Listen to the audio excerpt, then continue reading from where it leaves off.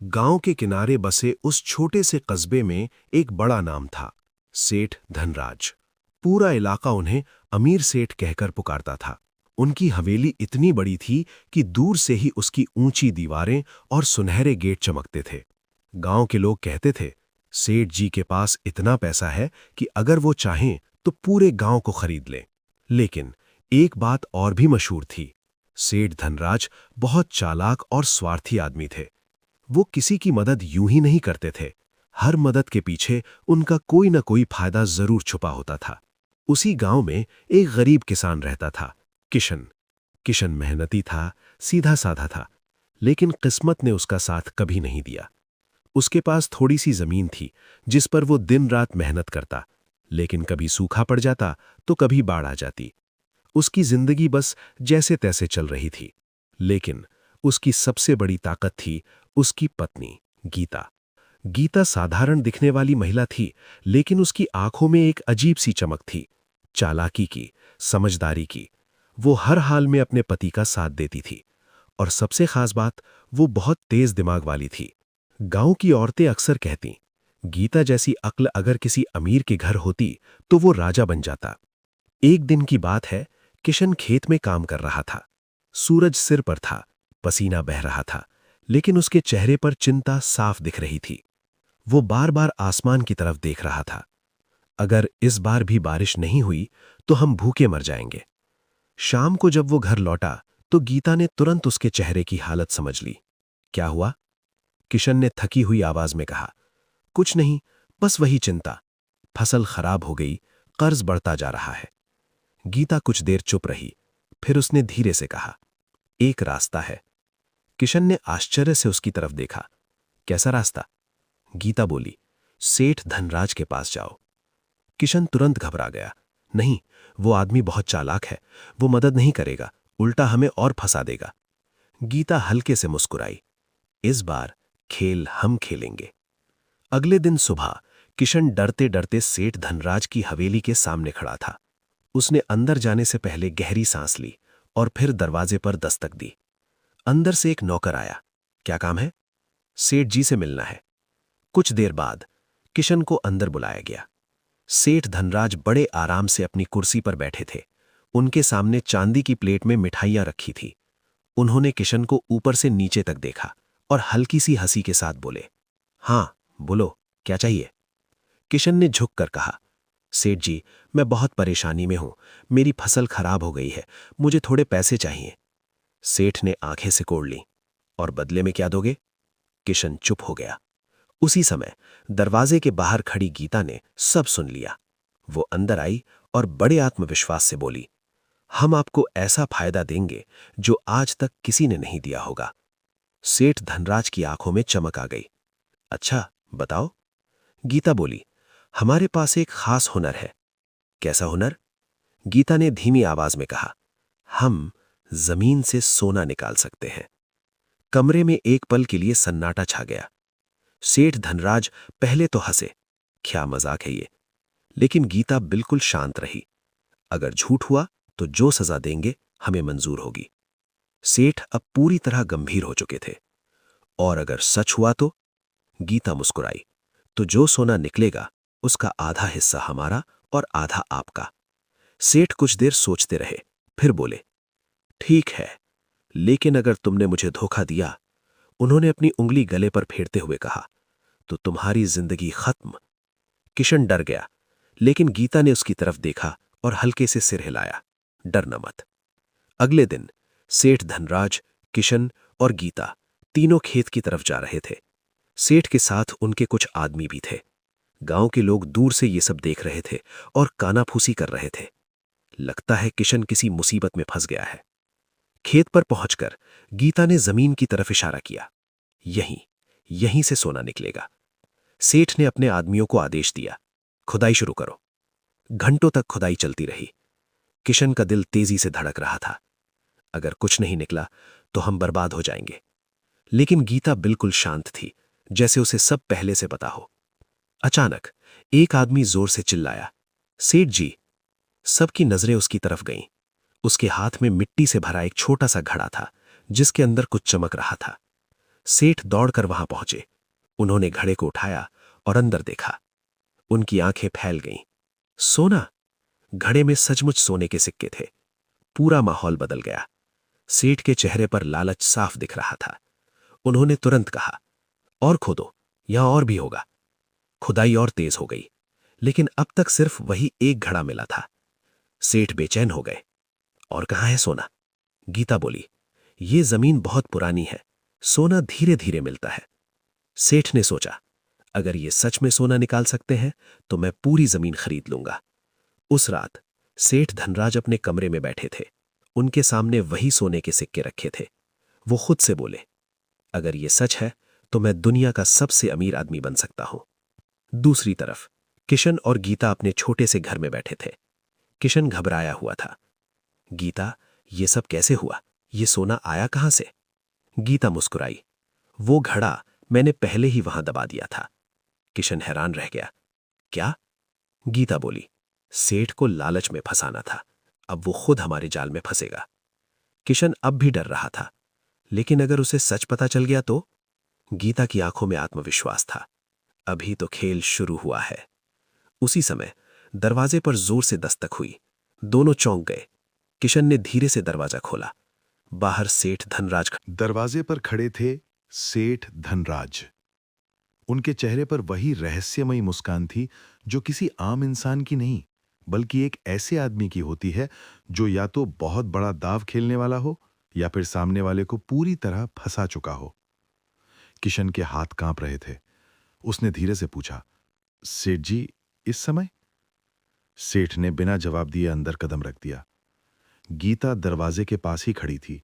उसकी नजरें सीधी सेठ की आंखों में थीं। दोनों के बीच जैसे बिना बोले ही एक खेल शुरू हो चुका था। सेठ ने कमरे के चारों तरफ नजर दौड़ाई। छोटा सा घर, टूटी हुई दीवारें, एक कोने में जलता हुआ दिया। फिर उन्होंने मुस्कुराते हुए कहा, तुम दोनों बहुत दिलचस्प लोग हो। किशन का गला सूख गया। क्या मतलब? सेठ ने धीरे धीरे चलते हुए कहा, मतलब ये कि इतनी गरीबी में रहकर भी इतना बड़ा खेल खेलने की हिम्मत हर किसी में नहीं होती। ये सुनते ही किशन के पैरों तले जमीन खिसक गई। उसे सब पता चल गया। उसने डर के मारे गीता की तरफ देखा, लेकिन गीता के चेहरे पर जरा सा भी डर नहीं था। वो शांत आवाज में बोली, अगर आपको सब पता है तो आप यहां क्यों आए हैं? कमरे में गहरा सन्नाटा छा गया।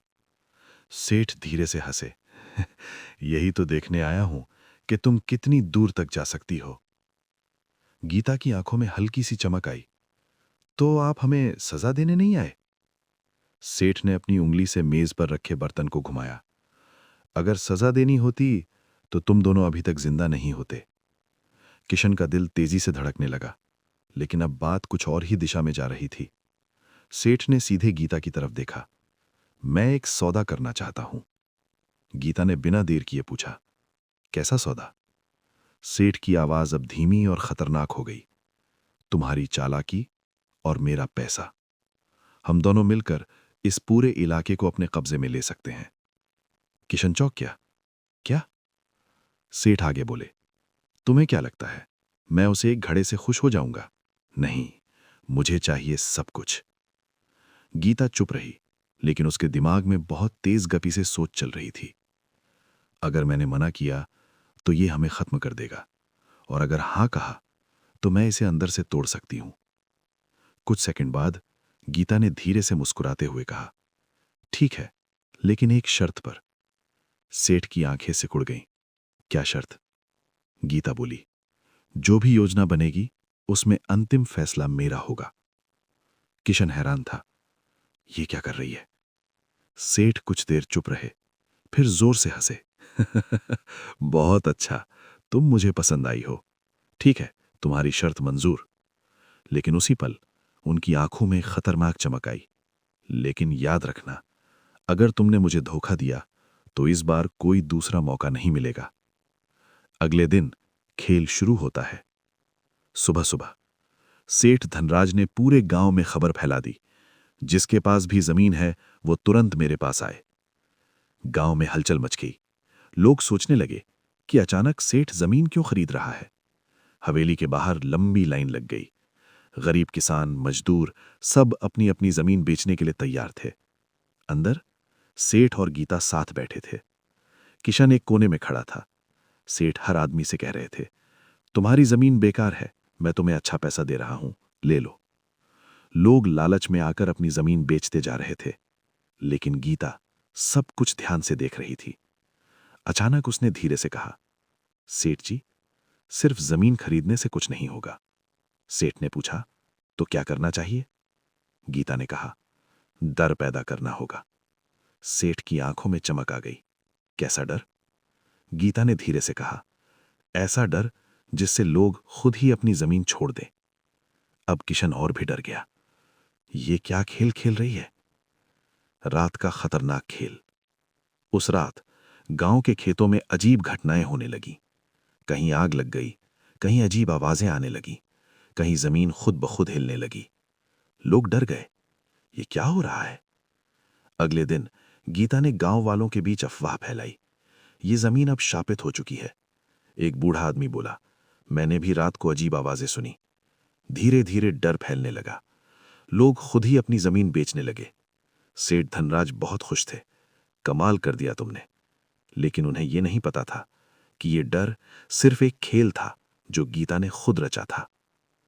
गीता का असली प्लान। उस रात गीता और किशन अकेले बैठे थे। किशन ने गुस्से में कहा, तुम ये क्या कर रही हो?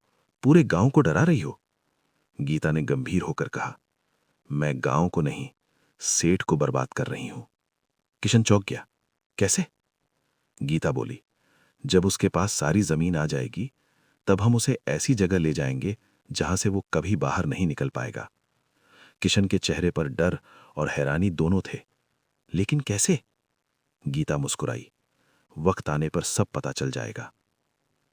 सेठ का शक शुरू होता है। कुछ दिनों बाद सेठ ने महसूस किया, कुछ तो गड़बड़ है।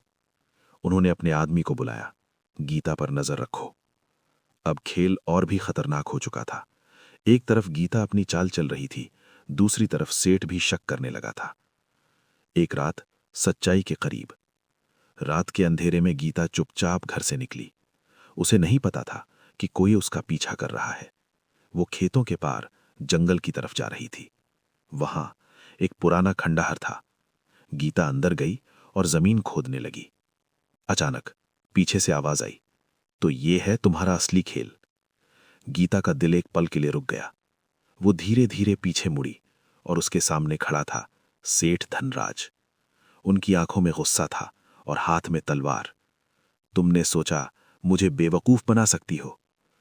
किशन भी वहां आ गया और डर के मारे कांपने लगा।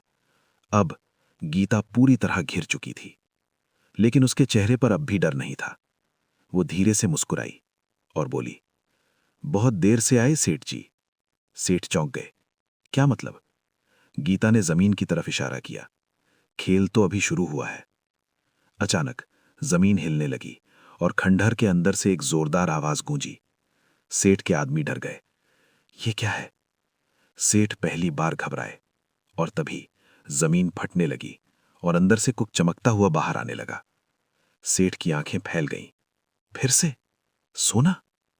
लेकिन इस बार वो सिर्फ सोना नहीं था, वो कुछ और था, कुछ ऐसा जो इस खेल को पूरी तरह बदलने वाला था। जमीन फट चुकी थी और उस दरार के अंदर से निकल रही थी एक तेज, चकाचौंध कर देने वाली रोशनी। ऐसी रोशनी जो सिर्फ सोने की नहीं हो सकती थी। सेठ धनराज की आंखें लालच से चमक उठीं। ये क्या है?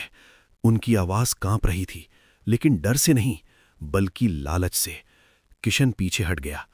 मुझे ये सब ठीक नहीं लग रहा गीता। उसकी आवाज में डर साफ था, लेकिन गीता, वो अब भी बिल्कुल शांत खड़ी थी, जैसे ये सब पहले से जानती हो।